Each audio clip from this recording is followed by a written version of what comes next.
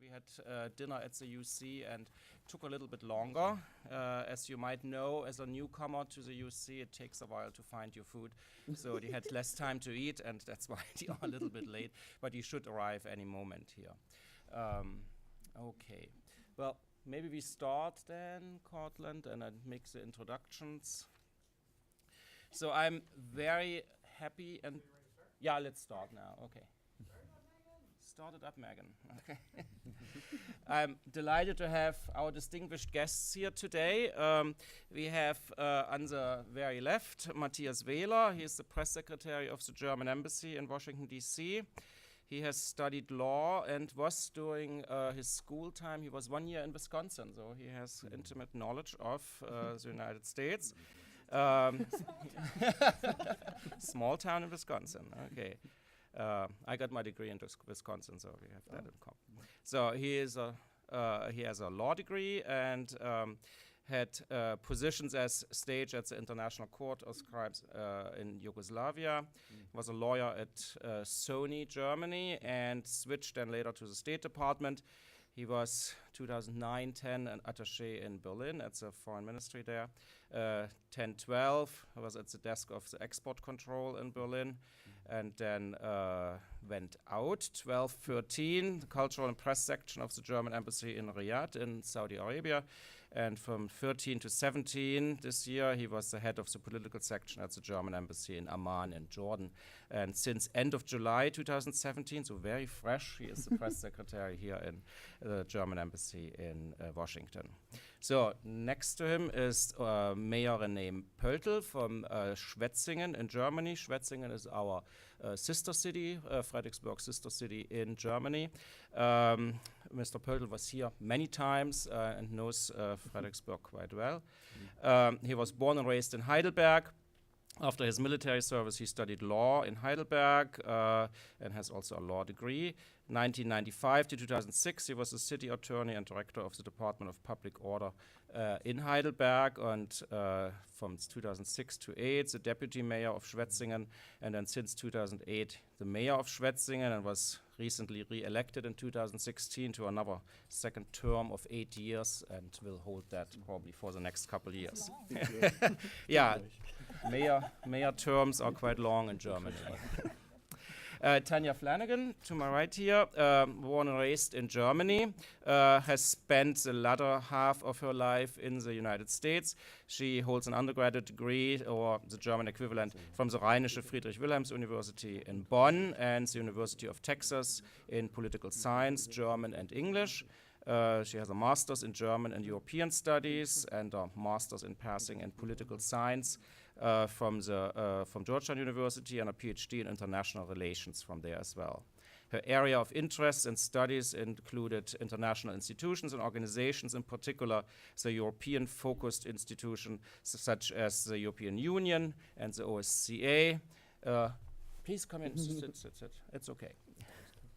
And on the intra-German level, she's interested how the issue of overcoming the past is affecting Germany's policies, discourse, and politics today. Her publications have focused on European security institutions and issues of overcoming and forgetting in German and Israeli politics. She taught here at Mary Washington, actually, for a while, at Georgetown University and American University in Washington, D.C. She has been out of academia for a couple years to focus on her family. Okay, welcome everyone. I'm really delighted that we could get that panel together, and I'm really happy that you are here. Okay, so the way I want to do this is, first of all, to find my notes. I thought that we would talk for about 30 or 40 minutes here as a panel about different questions regarding the German elections, and that we then move on and open the discussion up to everyone who is interested to jump in and ask questions or make statements about the German elections. Okay, that sound good? Okay, so let's start. What's different between the German and the American election system? Anyone wants to start? Can I go first? Okay. Okay. Well, first of all, thank you very much. I appreciate having the opportunity to be here tonight. Yes, as you said, I've been here in 1994. It was in Wisconsin. Back then, we also had elections in Germany, and there's one difference that I noticed this year. There's so much attention for the German elections, and in '94 it was like a footnote in the paper that a guy called Helmut Kohl, spelled the wrong way, was re-elected. And here before the elections, a lot of people are asking us, so what's happening? And it's really amazing. Yeah, what's different? First of all, the United States is a presidential system. That we have a parliamentary system. The United States is a presidential system. It's a huge difference, and the main difference is that our government is how to explain it. The chancellor is elected by the parliament, which makes her responsible. And so, if you're not happy as a parliamentarian with your chancellor, then you can actually exchange the chancellor. So it is her job or his job to make the parliamentarians happy. Now look what's happening here currently. We have a president who was elected last year. We have a Congress that was elected last year, but there's no direct link.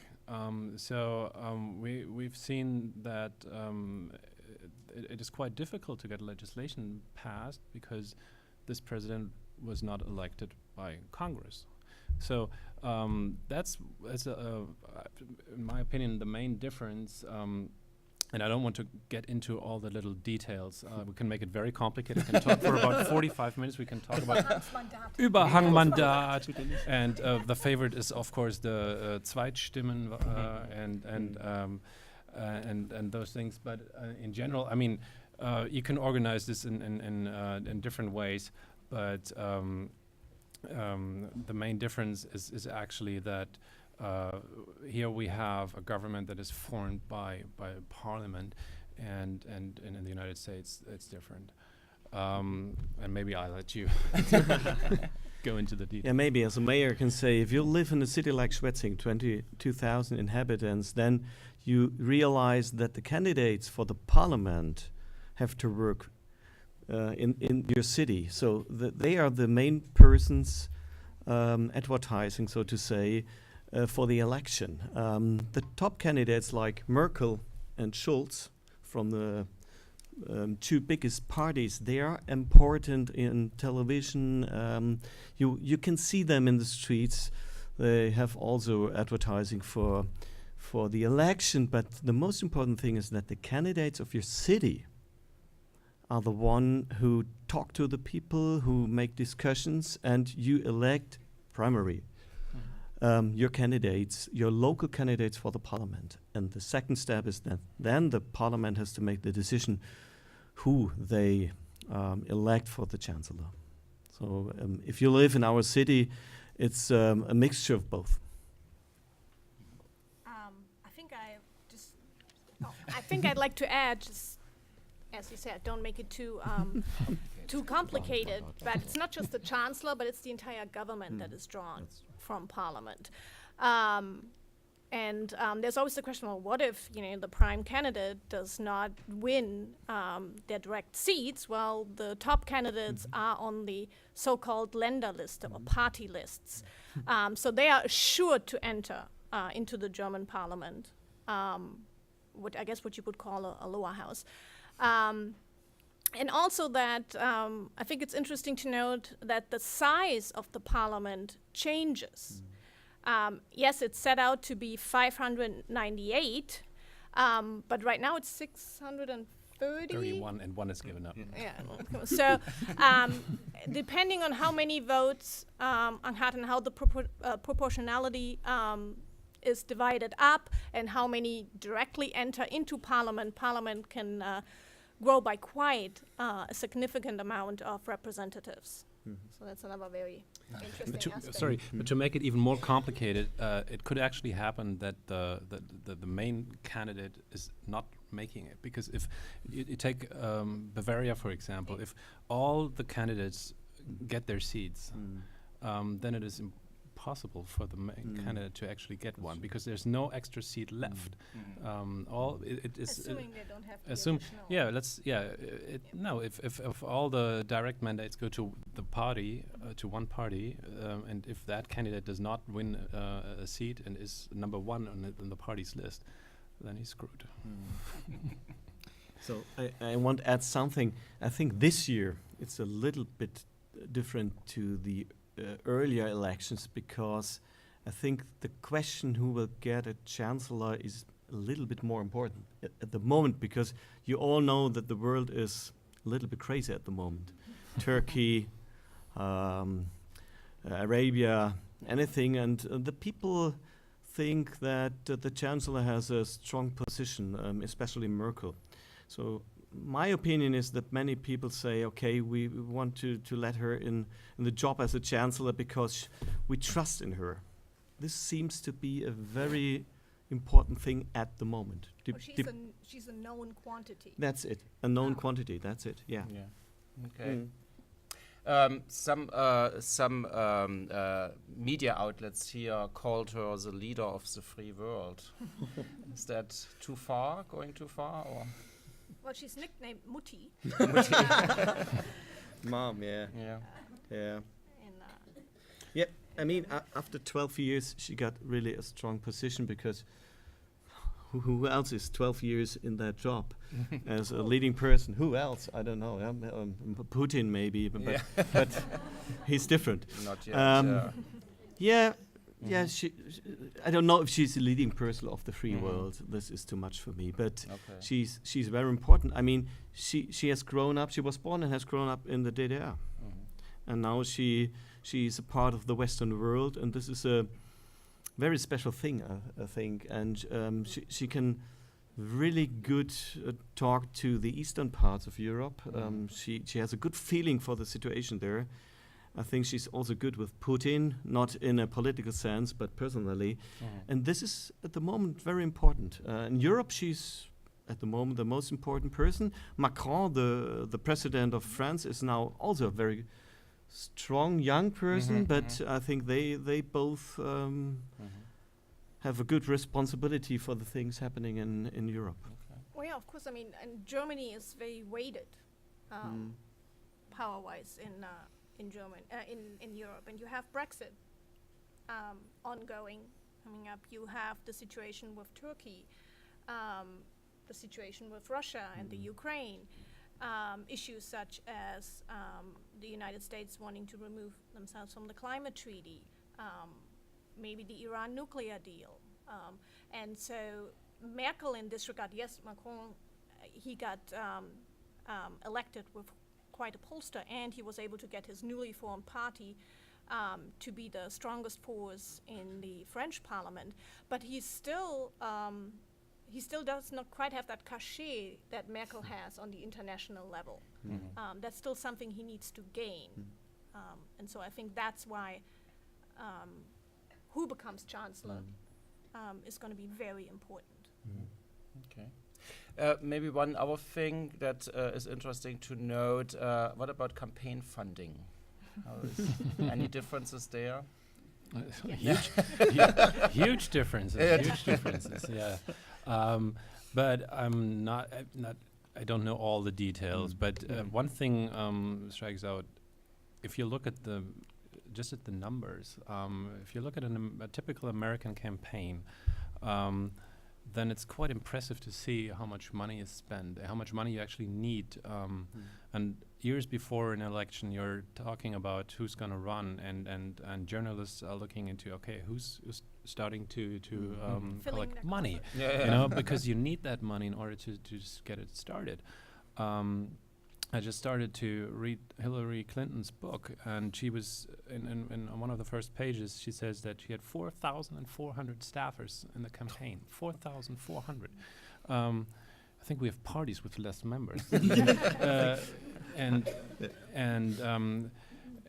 so I think the major companies in Germany, what do they donate? Maybe 100,000 euros, and then they try to give to all the parties, so people don't think that you actually buy something, so the actual numbers are different, and it's a big difference. And I'm not in a position to judge and say this is good, this is bad. I want to explain what we do and why we do it, and I know that you can discuss whether that's right or wrong. But in general, I think it's working, and people are more or less happy with it.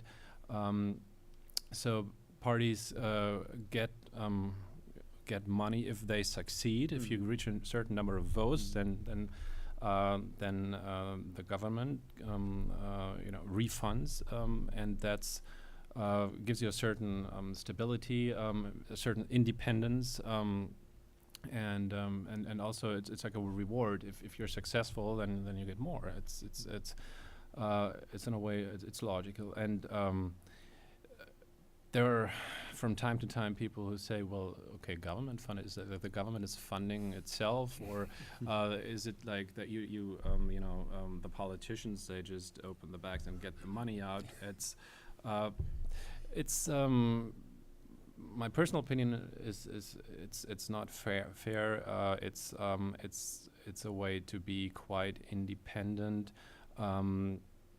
So you actually don't need money from major other players. You don't have to beg. You go to companies or private persons and beg for money, which is good. Makes you stronger to find your political position and not depend on somebody who has given you a lot of money.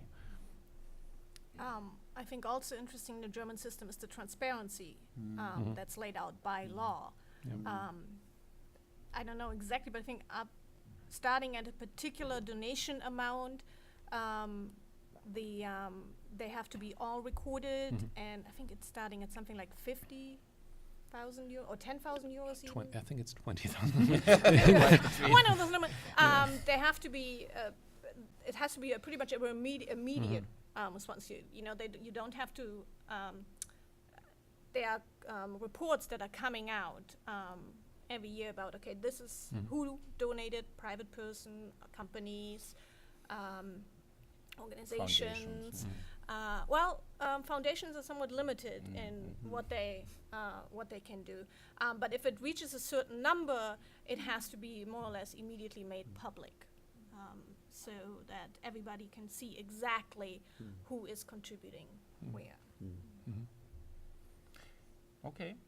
So let's talk about the big topics, the big themes in this campaign, which isn't as long actually as the American campaigns. It didn't really start that early. The most pressing one is probably refugees in Germany. That's something everyone is talking about. It's in the media everywhere. It seems the people on the streets are talking about a lot, and it seems that is a major topic that has also an effect on the elections. So in what way do you think does it sway the election? Or do the parties change in any way to respond to that? And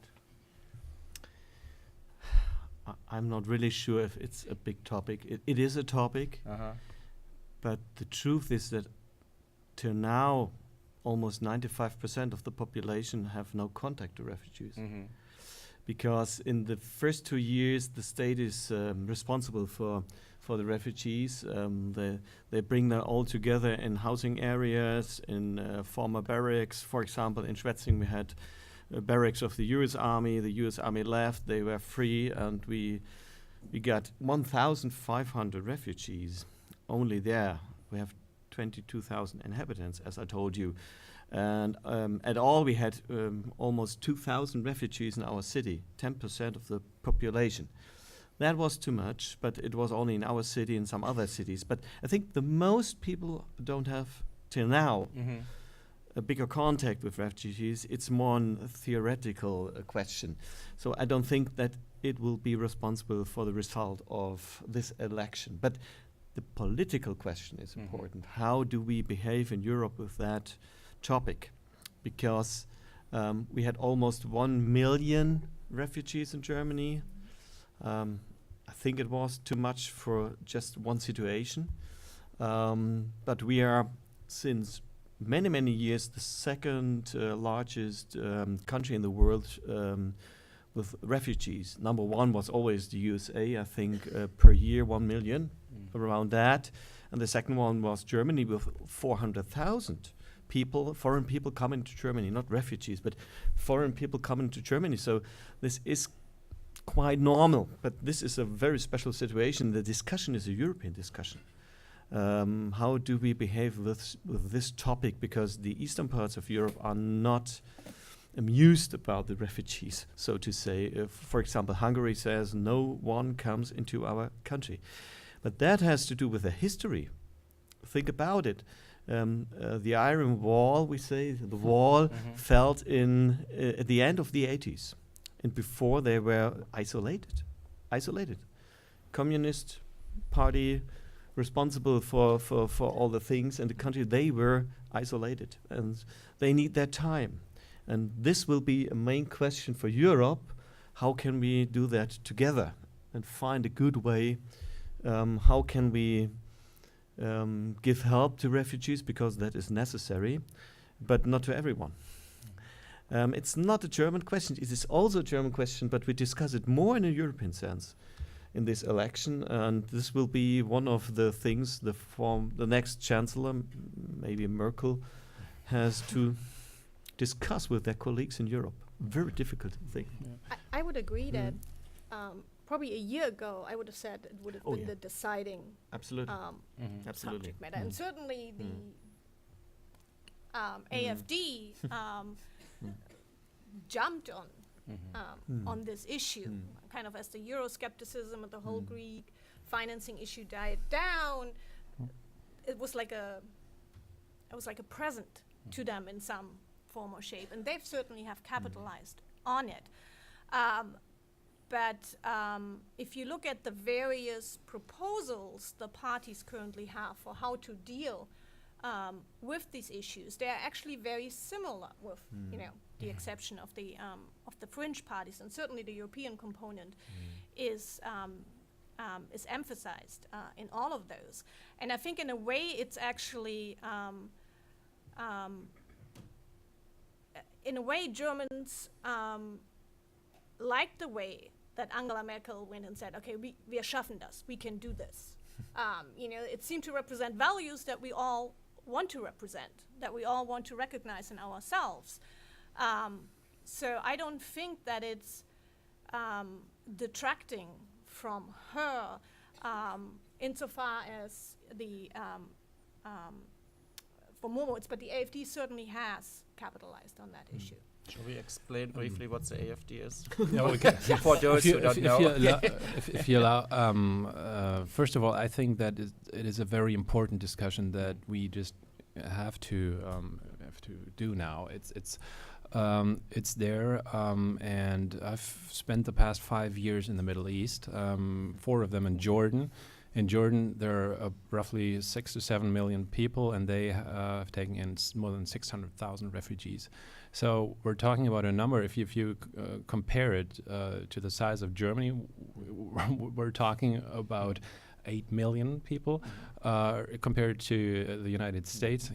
Some people said it would have been if France had accepted a number of people that live in Belgium, or if the United States had accepted a number of people that live in Mexico. So that's the number we're talking about in Jordan. And Jordan is not a rich country. Germany is a very rich country. And the discussion that we were probably overwhelmed by what happened in 2015. It's not a situation that we voluntarily chose. I don't think anybody did it. It was very overwhelming. But the discussion afterwards was a very important one, and we've reached a point where we say this is something that in the 21st century the world is facing, and what we need to do is to discuss how do we solve the problem at the root. Why do the refugees come? It's not just Syria. We're talking about Africa. We're talking about numbers, huge numbers that you can't compare with the Middle East. So in Jordan or in Lebanon, people were very grateful because what they saw is that one country is actually also experiencing what they have experienced on a very different level. And they've been doing it for years. And it's not the first time that they've accepted refugees. They had the Iraqis, they had the Palestinians, they had the Yemenis. The original Jordanian population is less than 2 million people. Nowadays, they have around 9 million people in the country. For them, it's fascinating to see what we're dealing with, and I think one of our jobs is to discuss this in Europe. This is a European issue, and it's something that is important to all of us, and we have to do something about the reasons why people actually flee their home countries, and this will solve the issue. And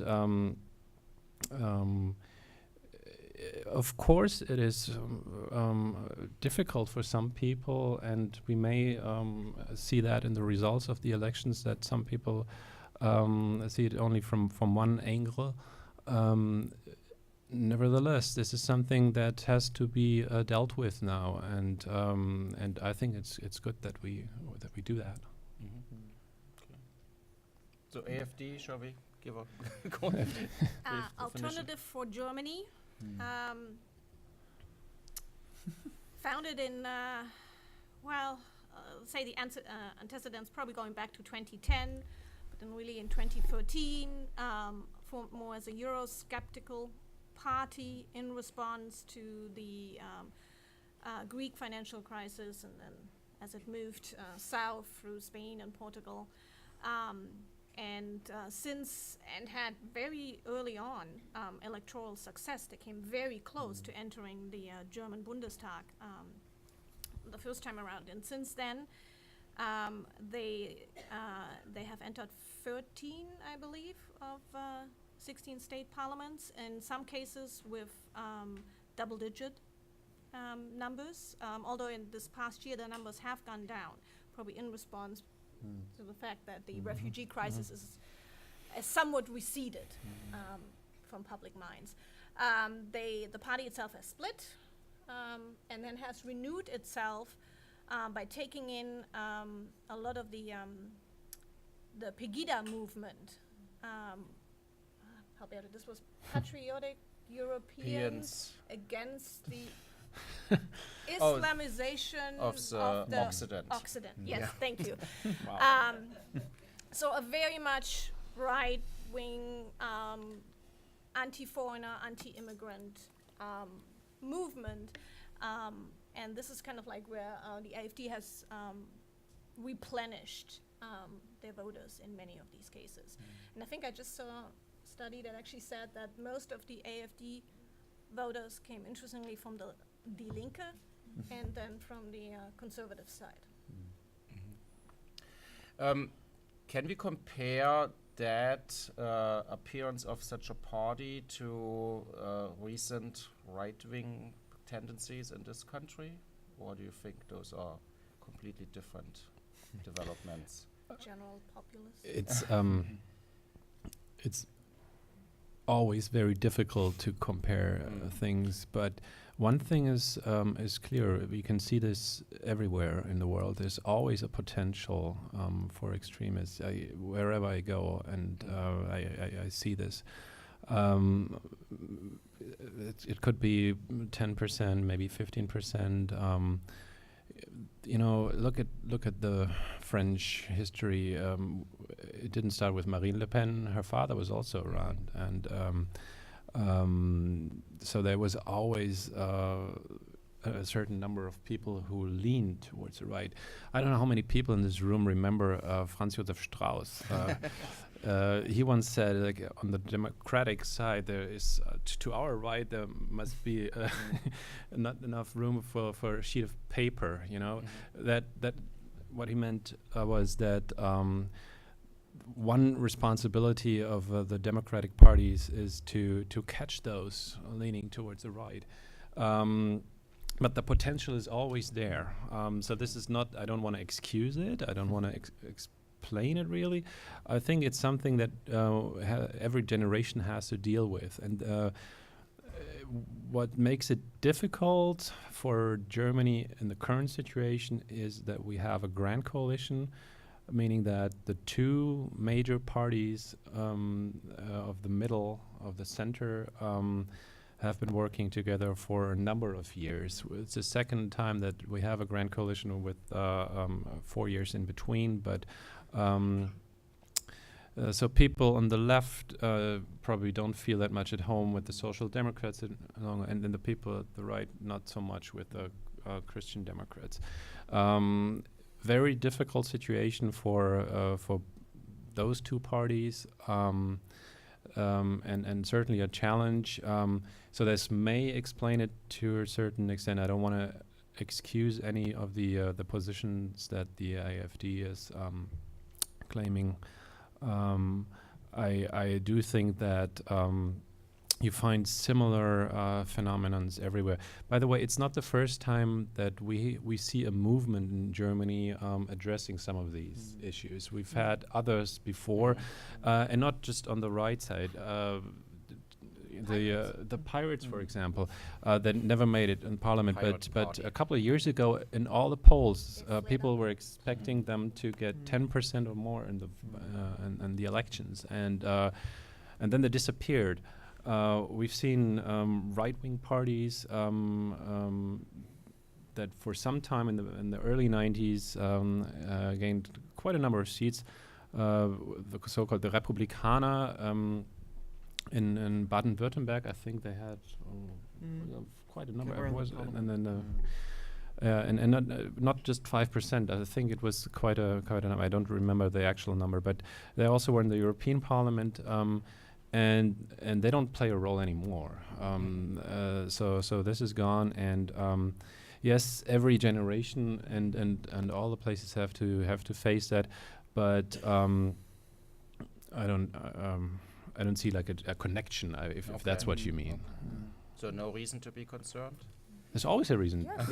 Of course. To be concerned, Of course. yes. Yes. Okay. Because it clearly does look like they will enter into maybe even as the third strongest. I mean, the various polls that we know, we can't believe polls, but you have the AfD, the Linke, and the FDP basically nose to nose, and even though it's not considered a party anybody wants to enter into a coalition with, and not anything that the AfD itself would seek. I mean, they clearly laid out to be opposition, but they will get public funding. They will have a staff of several hundred supporting them. It gives them a stability. It gives them a platform in the German parliament that is worrisome, given the subject matters that will come before the parliament. Okay. Well, I think in many Western countries we have some parts of the population, sometimes less, sometimes more, that are very afraid about the globalism. So the economy, that we live in a smaller world, that many things happen. They don't realize why they happen. It's very complicated, and for many people it's too complicated. And this is a part of the nationalism, the reunion of the nationalism. It's not so strong in Germany, but many voters for the AfD fear things like that. And the fear about too many foreign people in our country is a part of this. It's only a part. And I mean, you had in the USA a huge discussion about that when you had the last election for your president. But we have to realize we live in a smaller world. It's a modern world. We are connected to each other. We depend on each other. But it's still a problem for many people. This is at the moment, I think, one of the main topics the people discuss about, and they react on this by voting for a party like AfD, or maybe, for a president like Trump, because they say we have the solution. We isolate our country more. This is not a solution, in my opinion, but it's discussed, and at the moment it's, so to say, on the table. So this is the main thing, in my opinion. Could we say that those fringe parties basically try to simplify the complicated world and kind of falsely simplify the world? That's it. That's Okay. it. With They simple solutions yes, to complicated questions. They say we have simple solutions, but in my opinion, we don't have simple solutions or simple answers on very complicated questions. Well, it's not just simple answers, it's also different answers. I think Both, yes. precisely because it has been a grand coalition, there are a number of people that perceived a certain lack of alternative. Because usually it would be the SPD in opposition to the CDU or the other way around. But now they have been in a grand coalition, they both carry the policies made over the past 4 years. The smaller parties, to a degree, provide an alternative. Maybe not an electable alternative, but an option. And if you look at if you look on the Länder level, I mean, I think except for Bavaria, there are coalition governments on every in every Länder parliament. And so then you have parties like the FDP and the Greens, who might usually be seen as an alternative, but we have, Germans have seen them in government and might not perceive them as a true alternative to a course they might not want to follow. Okay. Brexit, is that even a topic? Is that something that plays any role, or to switch gears, or is it done? No. Like Not in the election. You seem No. to. No. to- okay. I think more it's about Kita places. Okay. So problems Yes. on the local level. That's kind of, Yeah, it's interesting that we discuss a lot about education, but it's not a topic of the Federal Republic. It belongs to the 16 states. They are responsible for education. They have to pay for the schools. They have to pay for the teachers. The cities in Germany have to pay for the buildings, for the school buildings.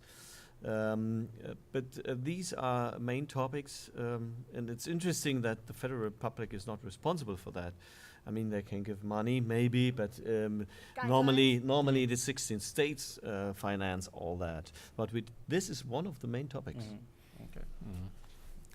Yeah, maybe people, the Brexit itself may not be the main topic, but I think that people did think about Europe in the past year after Brexit, and a lot of people maybe came to realize how much Europe means to them, and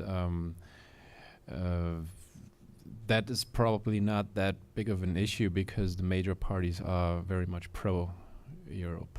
And I think people appreciate that, and that's the irony maybe that something like that had to happen, that people actually realized that Europe is a good thing. By the way, the English know they made a fault, but they don't know how to change it. Yeah, they know it, absolutely. But how to change it? It's a decision made by the population, and now. Yeah. Okay, shall we open up the discussion maybe if somebody wants to? I have some microphones here. If you don't mind to speak into the microphone. Actually, we are broadcasting the discussion.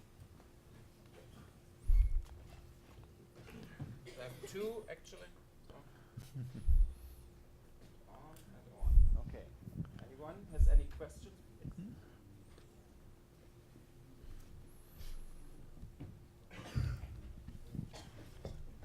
So you were just saying about how with Germany appreciating Europe, and I assume by that it also ties into the European Union, is that correct? Yes. appreciates the European Union. So are you saying that as in general, do you think the German people don't mind the economic strain that Germany has in being part of the European Union then? Do they believe that the money they pay to fund the other countries in their economic trials, is that worth it to them, or is that a concern at all? There is a concern. I mean, the FDP on their recent party convention, the last one before the election, made it very clear that, what did he call it, a transfer republic? That he would not, that the FDP would not carry any policies that would see a steady stream of money flowing from Germany to other European countries or to finance certain policies, which is on the European level. And I think he actually also made that to be the one issue that would topple a possible coalition if that were to come around. So I think it is a concern, but I would agree that many Germans in general, maybe appreciate is not the right word, but they acknowledge what the European Union is contributing and how it is regulating politics and policies. And they also acknowledge the strong position that Germany plays in the European Union. And the, I don't want to say a giant among equals, but being very weighted, especially with the new younger leader in France, and tackling these issues, because they do need to be tackled. I mean, yes, Hungary said they would not accept any more, but there's a distribution key that exists in the European Union where refugees are concerned. This is an issue that will need to be taken up. Poland, that could be, coming up to the forefront very quickly as well. And so it is acknowledged that Germany should have, should be able to play a part in these issues. As the mayor pointed out, Britain has kind of said, well, we're out of it, and then they suddenly start realizing, well, there are all these issues facing Europe, but we really can't play a big role anymore because we are trying to disentangle ourselves from it. Yeah, I think it is sort of an easy shot, and something that happened a lot of times in the past, to blame stuff in Europe or in Brussels in general, and just pointing out how much money is spent.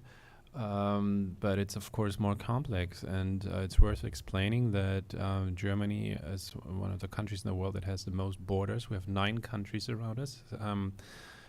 When I was a child traveling in Europe, these borders were very visible. If we went to France or Italy on vacation, we had to Italy. We had to cross 2 borders or even 3, and each time you had to wait for 2 hours for the check, and sometimes your car would get pulled out, and then everything was checked. So for not so many years, that's over, and we got used to it. And people have now seen what can happen after the refugee crisis. At some points, these border checks were reintroduced. I was surprised myself, my family, and I went to skiing in Austria last year. And what we didn't take into consideration when we planned our way back, that we would have to wait for more than 2 hours at the border because of those checks. And we said, man, that's something that's changed, and we got used to it so much. And as a tourist, if you do that once a year, it's one thing. For the economy, it's a huge thing. If you live close to the border, if you're doing business with other countries, and that's something that Germany does.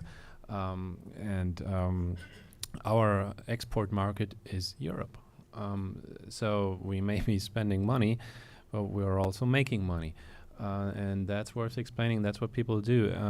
And I noticed that that's changed. Maybe it was mentioned again now, but I remember times where during campaigns, all the parties promised that they would, do something about spending the money in Brussels, and now there's a lot more appreciation. Yeah. Any other question? Okay.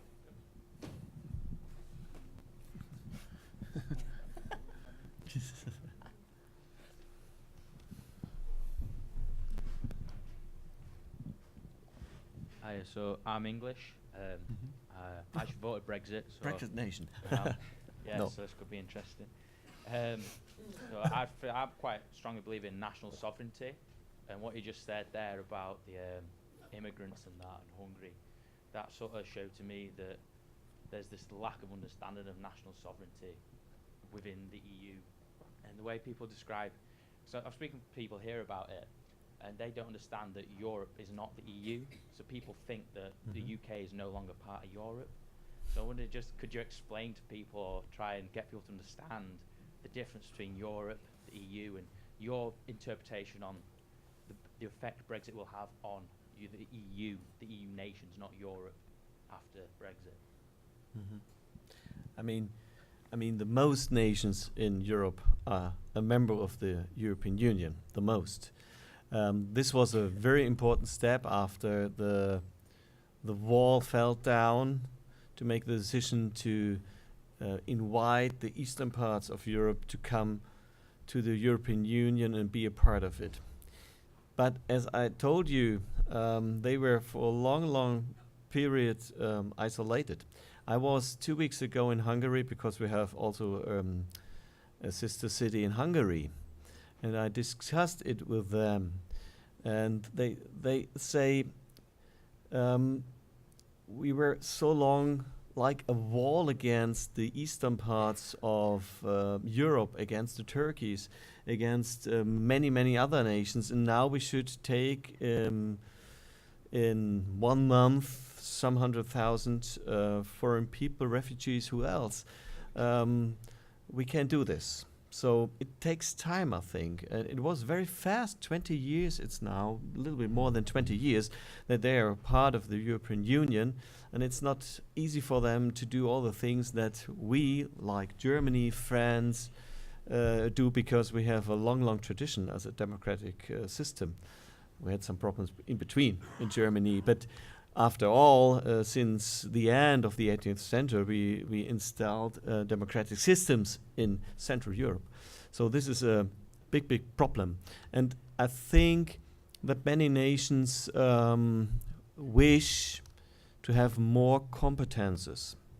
So there are some competences in Central Europe, in Brussels and Strasbourg, where the European Union has its headquarters. And they make a lot of decisions about topics that, in my opinion, should be regulated by the countries, by the members in the European Union. I think this was also one of the main discussions in United Kingdom before you made the decision for the Brexit. This is a problem because they have too many possibilities to rule many things in Europe.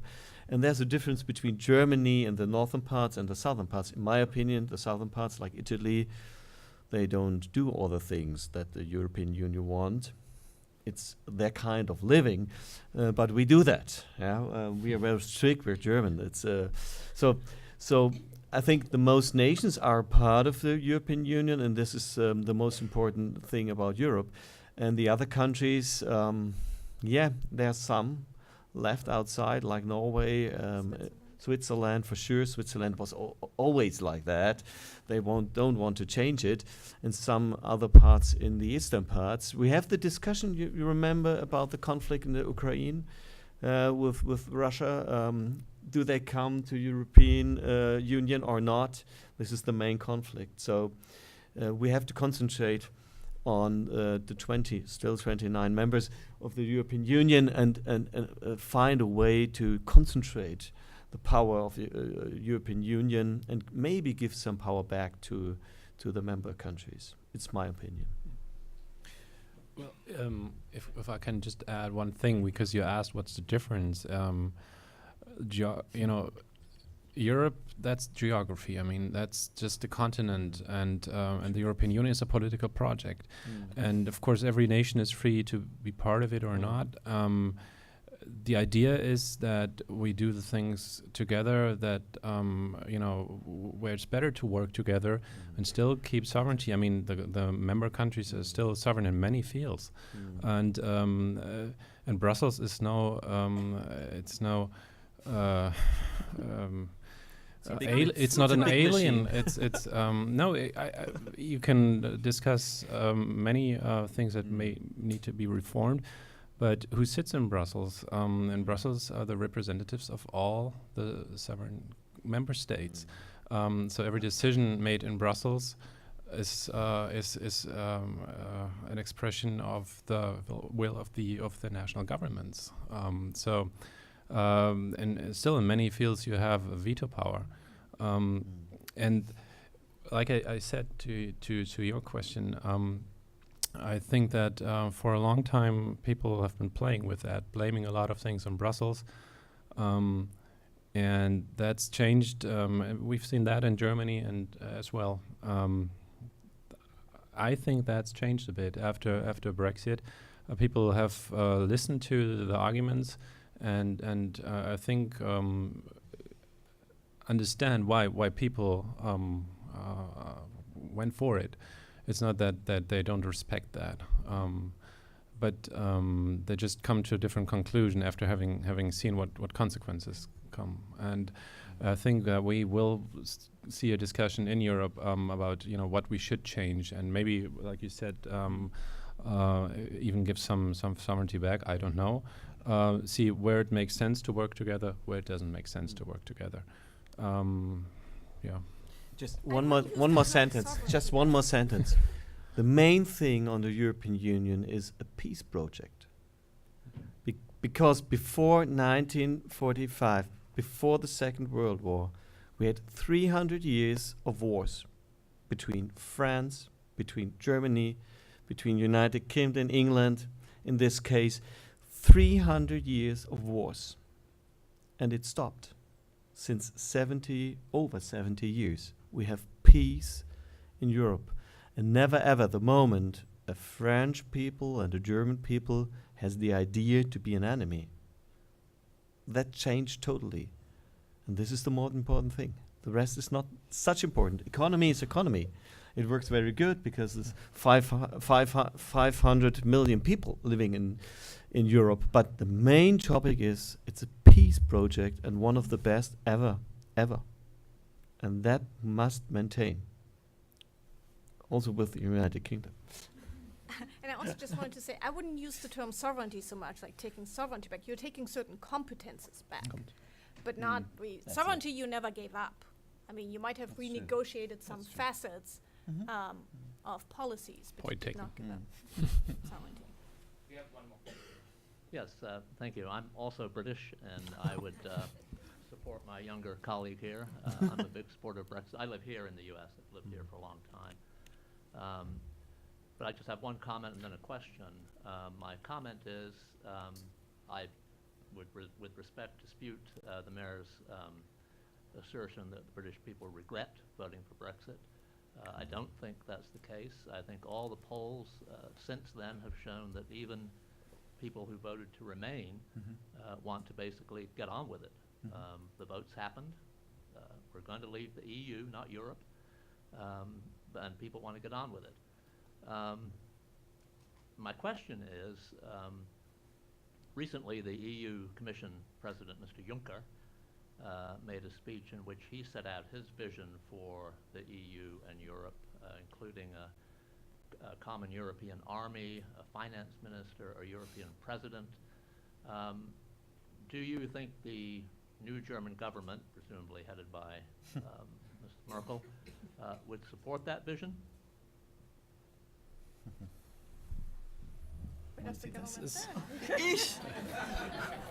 Well, none of these are new ideas. I mean, the idea of a European army has been around with the WEU, with the French-German brigades. I mean, this has come up over time. There's, I guess, more the question of how coordinated should these efforts be. The same with the idea of a European president, although from what I understood, it would be really much more like a figurehead position, like the German president, for example, not like the American president, obviously. Would they go for it?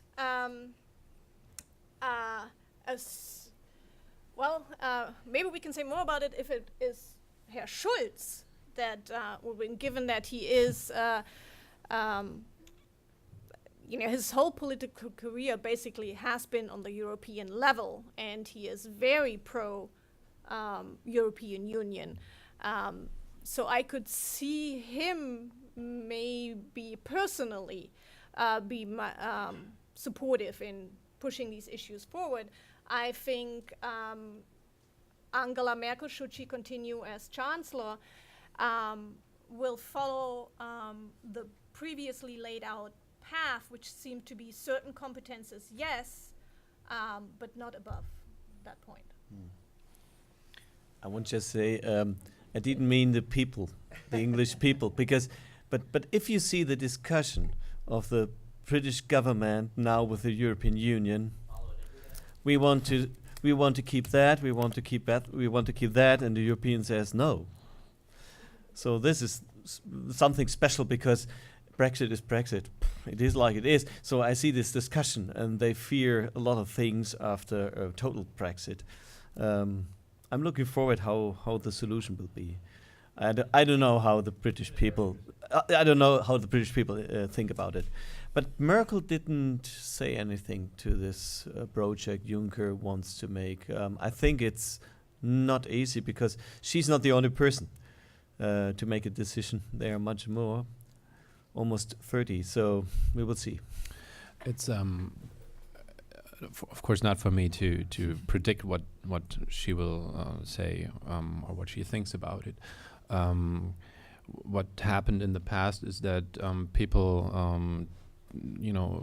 proposed to do something, and then take the European Constitution project, for example. This is something that people tried, but it failed. So sovereign decision by France and the Netherlands at the time. So it didn't come through.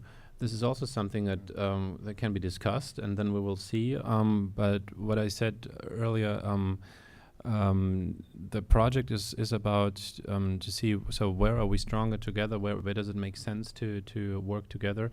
We are currently in a stage where we have 27 different armies and different systems, and every country has to buy or tries to maintain their own support, and sometimes it makes sense to actually work together. So that the idea of a European army, I think, was first discussed in 1957. Back then, it was almost certain, and then the French one body in France voted against it. But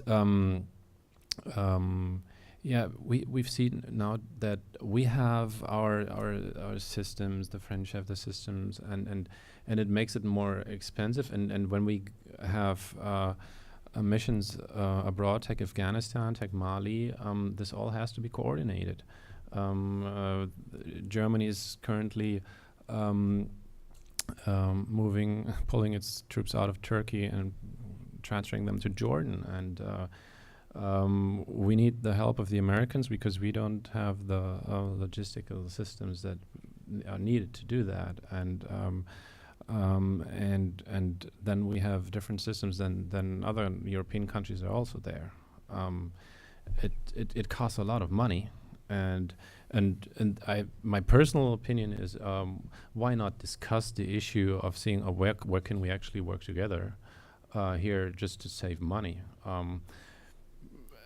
An army, I don't know how much sense that makes. A president really depends on how that, what does it actually mean? Do we have a president who is more like a representative figure who can speak at events, or like the American president, who is in a very strong position? I don't think that's something we're looking into right now, but we'll see. We have to say something that you know, but not the American friends. It's a very complicated process, because if you change the main topics of the contract or the contracts for the European Union, you have also to get a decision of the national parliaments. So, for example, the national parliament of Germany has to say, yes, we want to change this. And it's not easy to get 27, 28, 26 parliaments in this very, very special topics to say yes. I don't believe that. Won't happen. Hi, I wanted to know, do certain demographic groups have a the same importance in German elections as they do American elections? You're not British? No, I'm American. Sorry.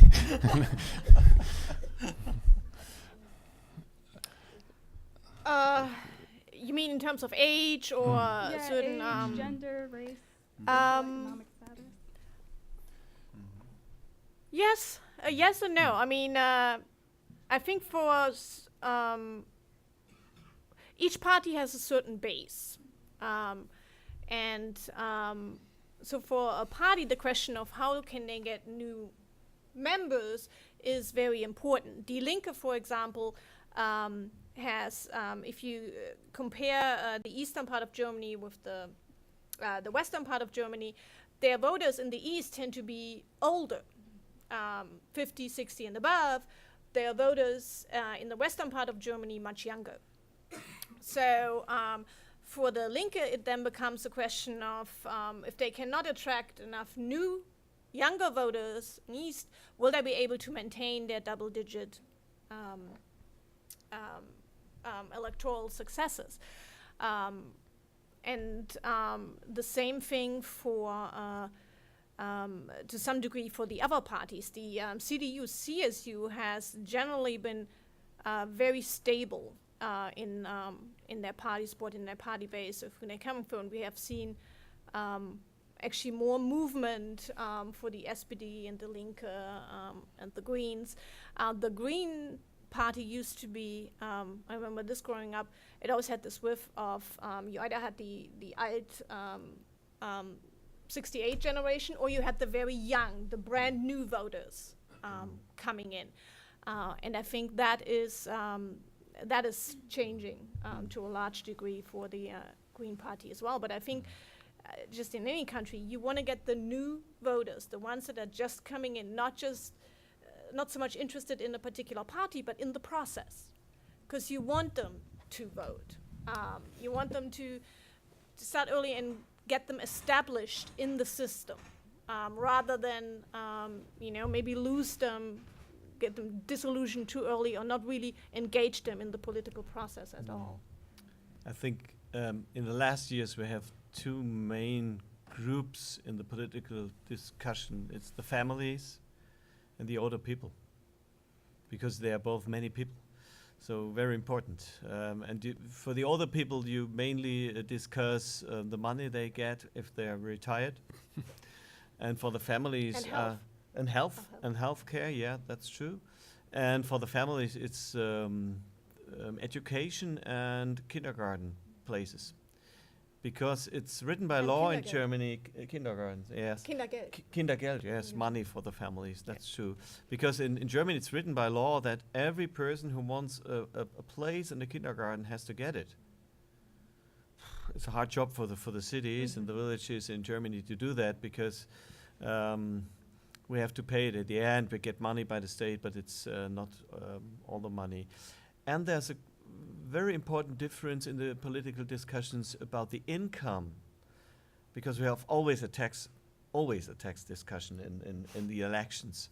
And one party says the people more than 80,000 euro a year have to get less taxes. Others say upon 100,000. This is always the same. So we have this also this year. I also see one parallel the rural population and the city population. This Oh, is yeah, something sure, that's very important. Mhm. If you see how people, made their choice last year, see where Clinton got her majority, in California, in New York, those places, and everything between is red. And you can see a similar phenomenon in Germany as well. Take Bavaria, for example. Bavaria has a reputation of being a very conservative state. The CSU has won like in the past 250 years. Except for Munich. Yeah, that's what I was going to. All the three major cities, Nuremberg, Munich, and I don't know what Augsburg is currently. Augsburg was also run by Social Democrats, and it's been like that for forever. So you can see that people are not actually all the same, and elections are quite often decided by who gets their potential out. Who the people in the cities lean towards one party, and in the rural area towards another. And it's one of the main jobs of all the parties to make sure that you get your people to vote for you. And I think that's very similar on both sides of the Atlantic.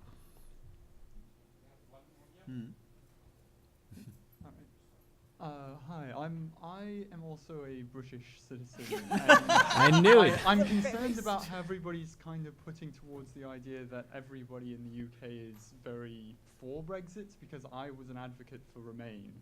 Just to start off, and I have a separate question apart from this. But you my man. My question focuses more on the isolationism that's started around the world, especially with the United States and with Brexit, because as Herr Rotter said earlier in the discussion, how Angela Merkel is kind of becoming the spearhead for the Western world. And I see it in that form as well, because the UK is jumping its way out of the EU, forcing itself to isolationism or more isolationist ideals. And the United States president, who has just recently at the UN kind of pulled himself away from it and said everybody should work together but work separately, which sounds very odd. But I just wanted to pose back a follow-up question on what Herr Rotter said and ask, do you really believe that the United States or the UK would have any real influence in Europe at this point, the EU specifically?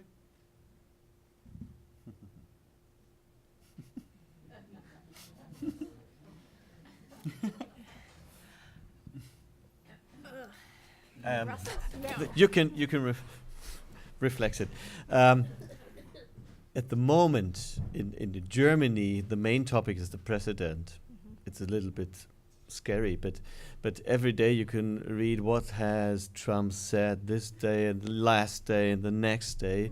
I think this is not good because America is more than Trump. Sorry, he's a very important person for sure. He's your leader here in America, but the connection between our countries is not the connection of the leading politicians. It's the connection of us, like we sit here. So this is something the press does at the moment. They reduce all the topics on one person or one job, so to say. I don't like that very much. So I don't think we discuss his opinion very much. This is true.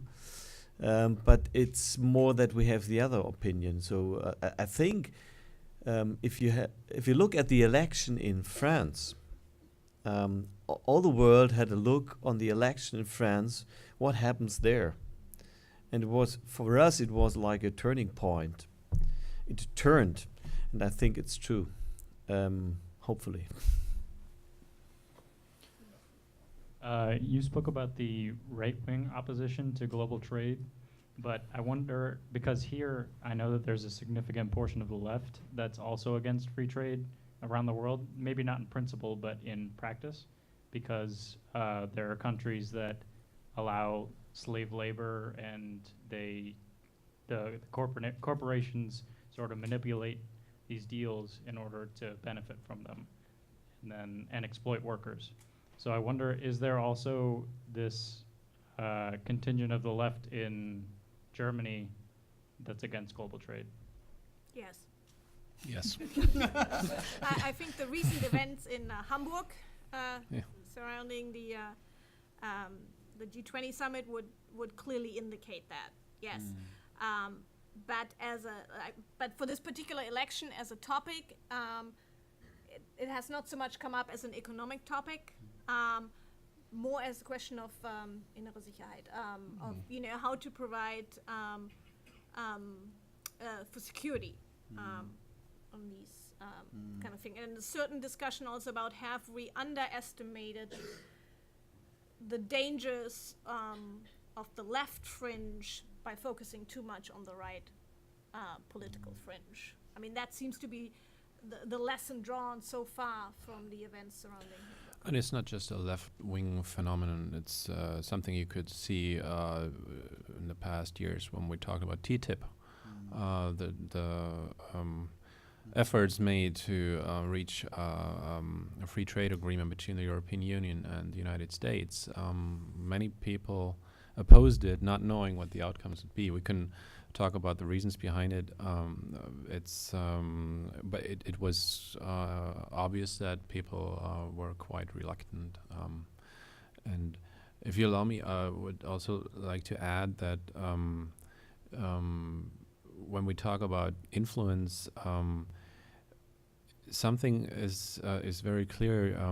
I just want to explain, when we are fascinated, or we follow, or we discuss, or we oppose American politics, then it's just because it matters. The American president, the American politics just has a lot of influence. So it's nothing we can ignore. And the level of cooperation is actually very good. We do have our differences, but we've had differences in the past as well. Part of our job as diplomats is to see that we get results, that we make progress. The president and the chancellor work together quite closely. They've seen each other a couple of times. They call each other very frequently and discuss things. So there is a good level of cooperation. And yes, we have differences, but we try to see how we can solve them. Gesundheit. So obviously here we have the option to elect a new president every 4 years. For how many years can Germany elect a new chancellor? I just wanted to... 120 years. There are no limits. Okay, How often somebody so can then what I wanted The to biological limits. Well, yes. So then what I wanted to ask was here, I mean, most of the time when we do elect a new president, there tends to be a shift between Republican and Democratic sides, because, I mean, in my opinion, I think the population as a whole in the United States kind of gets tired of having one side leading maybe both parties or even just the executive branch. So what I wanted to know is why or how you guys think that Angela Merkel has stayed so long for so many years, and I guess that people aren't tired of her yet, is what I wanted to ask, because I don't think, I mean, obviously a president can't serve more than 2 terms here, so, but I guess I just wanted to know how she's survived so long. Well, nothing sticks to her. So even though there were policies that maybe Germans were not too happy with, it wasn't necessarily put into her basket as being her fault. Also, she had, let's face it, the candidates she has faced were weak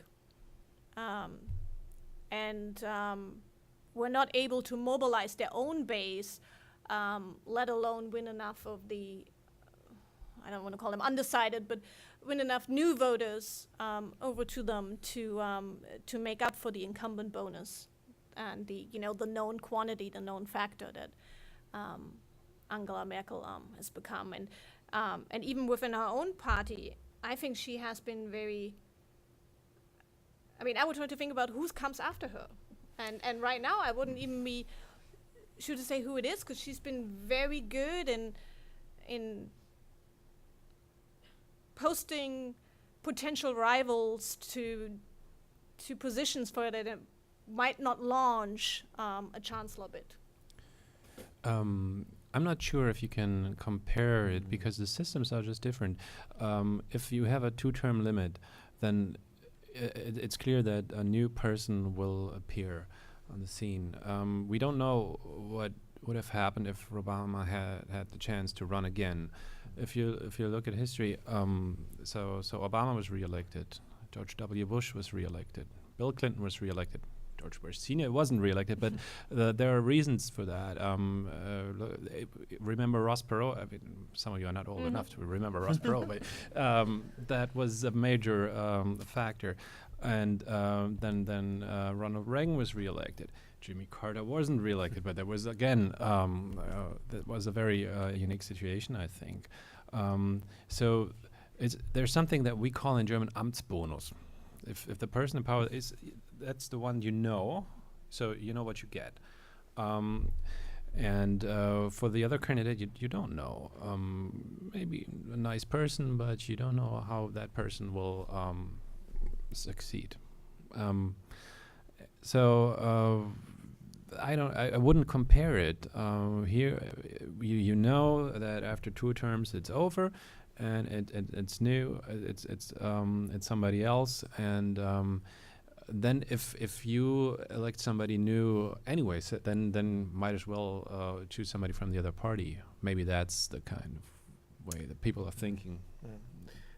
But I can tell you something. If the majority of the people is tired of her, she won't be re-elected. Till now, every chancellor who wanted to be re-elected and the people were tired of him was not re-elected in Germany. So it functions.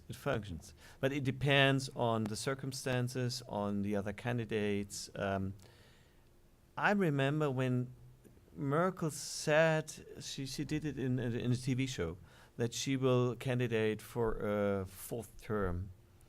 The reaction of many people was, oh, again, it's enough. But people changed their mind. I think so. We will see on Sunday. Yeah? It's an election. But the people changed their mind. But it's not very, very not very wahrscheinlich. Likely. That she will get a 5th term. We didn't. No, we never had that in Germany. Yep. So no. She's Even Kohl was 16 years in as a chancellor, and he failed in the election then. So I think the system functions, and the people sometimes they will change it. But you have to know, she was the chancellor for 12 years, but there were different governments with different parties. So the topics changed, and the people wanted to change the topics, new answers or new questions. And this is very special in Germany, in the system, also in the States in the 16, that the governments change with every election, normally. They don't have in the same combination a 2nd term, normally. It changes very often, and that is good. Yes, new coalitions, always. You don't know that in America. You have only 2 parties, so. This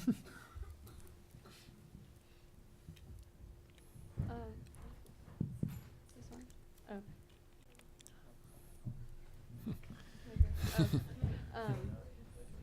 I know that in America we've seen that Twitter is a very powerful and popular platform for our candidates and then now our president. Is that the same? Do German candidates use social media to inspire young voters and, gain familiarity? They don't Twitter so much. Yeah. But they use social media. Yeah, sure. Yeah. Right. But social media is popular among... Yes. Yeah. It's interesting. I can tell you, I had my 2nd election last year, and in 2008, when I had my first election, Facebook didn't matter at all. But last year I had to do it. Yeah, it changed totally. And for sure, I was on Facebook. I'm still on Facebook. I had to change my mind. And it's not important if I like it or not. I have to do it. And it's interesting because in Facebook there are many people you don't reach on other channels, so to say. They don't email. They are only in Facebook.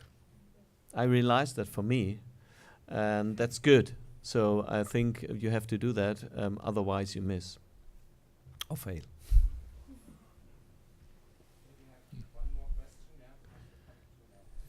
So I am very new when it comes to studying politics and international relations. So excuse me if I don't understand things quite.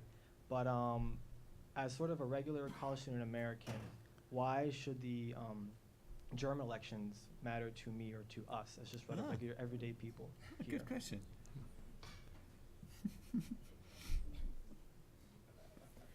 Germany is a very important partner for the United States, both within the European Union as being part of the European Union and in general German-American relations. They have always been a strong pillar of international politics. So I think in that regard, it matters who is at the helm of German politics. And I think also, contrary to what President Trump said yesterday, there are a large number of problems that have to be tackled on an international basis, either through treaties or through international organizations, through other kinds of cooperation. And as such, of course, it matters of who you might cooperate with. And so that's why I think it matters very much. Also given the, just like what we started with, the refugee issue. We talked about that this is a problem that is going to be discussed on the European level, so it matters very much who is sitting in the German parliament, who will lead the negotiations on, any kind of new distribution key or any kind of issues, what are we going to do in terms of rebuilding Syria? I mean, pacifying and then rebuilding Syria. So I think it matters hugely in this regard. You just want to have a reliable partner, I guess. Fortunately, we are in a position that if you look at the party's programs, most of them look very promising in that way. If I look at the one over there, not that it's likely to happen, but imagine that they get the majority of the votes. Is that a reliable partner? And if you look at the German history, America played a very important role the past 70 years to shape the Germany that we have today, and we're very grateful for that. So I think that it matters a lot that it stays that way, and it's done through elections and reliable partners winning those elections.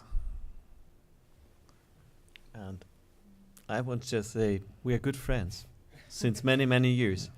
And we should know all the main things and topics about our friends. So we should stay friends. I think we're friends. Thank you.